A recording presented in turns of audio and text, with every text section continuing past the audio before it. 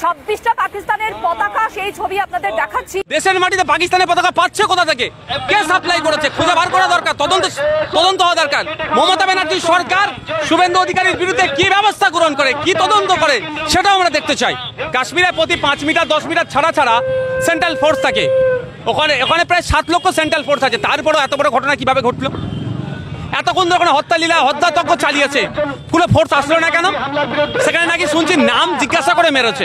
তাহলে এত মানুষের 26 জনকে শহীদ করেছে, খুন করেছে, তাহলে এই 26 জনের নাম জিজ্ঞাসা করতে টাইম লাগেনি?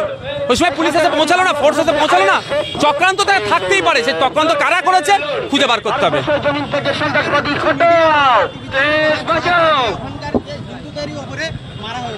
এরা একটা চক্রান্ত, একটা বাইনারি তৈরি করার চেষ্টা করছে। ভারতীয় নাগরিকের ক্ষতি করেছে, আমরা ভারতীয় নাগরিক, আমার ভাইয়ের ক্ষতি হচ্ছে, রাস্তায় নেমেছি।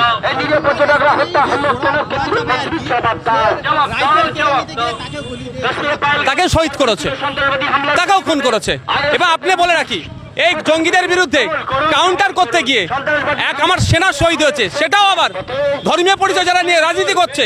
ঝন্টু আলী কোথাকার বাড়ি আর বাংলার ছেলে। আমরা ধর্ম নিয়ে রাজনীতি করি না, আর ধর্ম থেকে প্রতিবাদ করি না। ওই অডিওটার সত্যতা যাচাই করার পরে Calcutta police, West Bengal police, স্বরাষ্ট্র দপ্তর কি করে সেটাই দেখার বিষয়। কোথায় পেল সেটাই জানতে হবে, তদন্ত হওয়া দরকার। কে সাপ্লাই করলো ওদেরকে, কার সাথে যুক্ত আছে? দেশের মাটিতে পাকিস্তানের পতাকা পাচ্ছে কোথা থেকে, কে সাপ্লাই করেছে খুঁজে বার করা দরকার, তদন্ত হওয়া দরকার। মমতা ব্যানার্জি সরকার শুভেন্দু অধিকারীর বিরুদ্ধে কি ব্যবস্থা গ্রহণ করে, কি তদন্ত করে, সেটাও আমরা দেখতে চাই।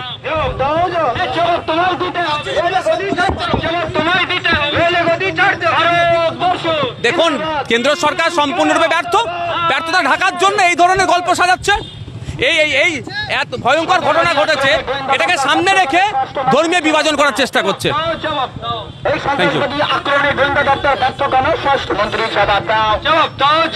আমরা শুনছি, শুনে উত্তর দেব। কি বলেছে শুনে উত্তর দেব।